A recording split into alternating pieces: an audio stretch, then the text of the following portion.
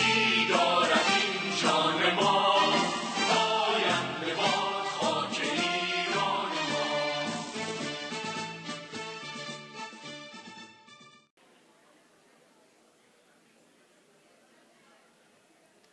باز هفسین سرور، ماهی و تنگ بلور، سکه و سبزه و آب، نرگس و جام شراب.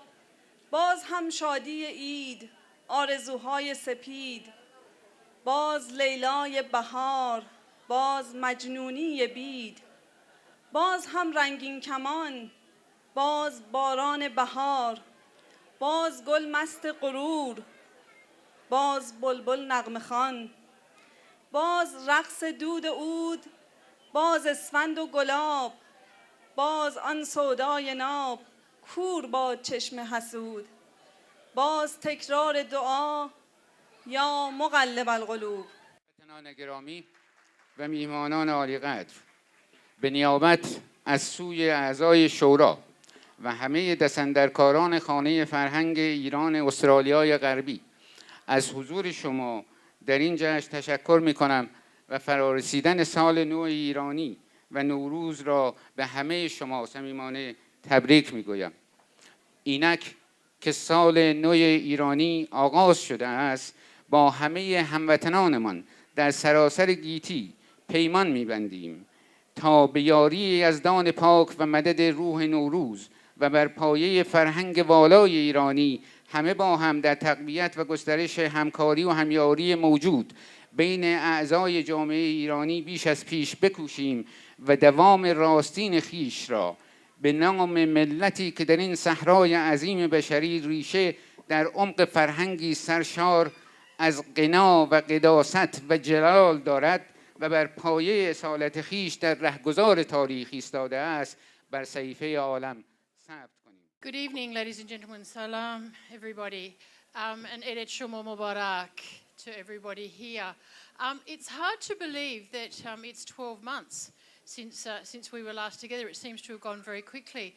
If I could just firstly pay my respects to the traditional custodians of the land, the Whadjuk Noongar people on whose lands we meet tonight, and pay my respects to their elders, past and present.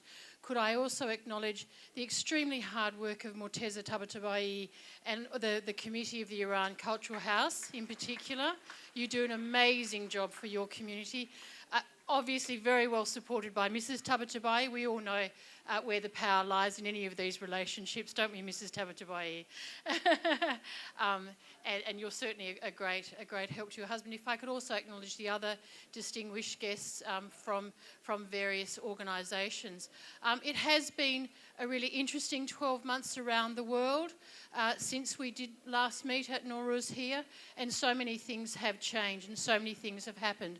But one thing that does remain constant is the work of the Iran Cultural House here in Western Australia and the wonderful community that we have here of Iranians who contribute so much to our community.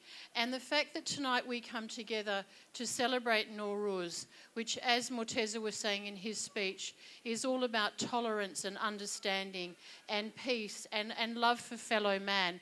And I think that hopefully, indeed, throughout the world, at least for the next, until Sizdar Bedar, that we'll see some relative peace throughout the world during that time, and people can reflect on what it actually means to come together. On behalf of Dr. Mike Nahan, who I'm representing tonight, our Minister, who does send his apologies that he's not here, the government does want to say that we are very much indebted to the work of the Iran Cultural House.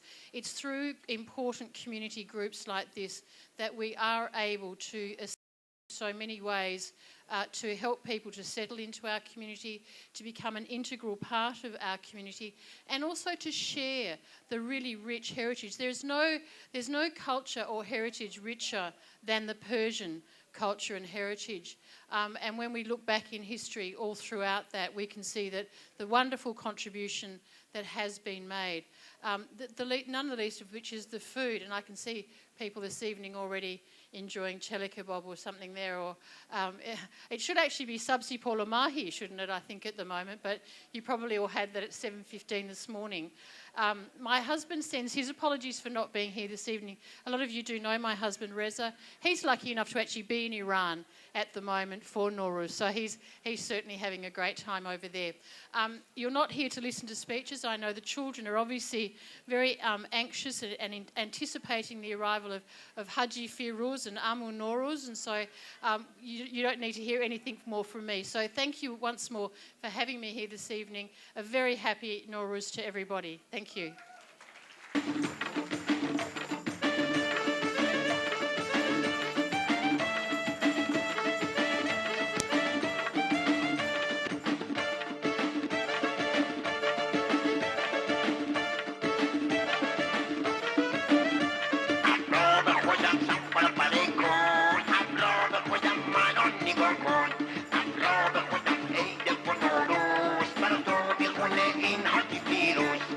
Love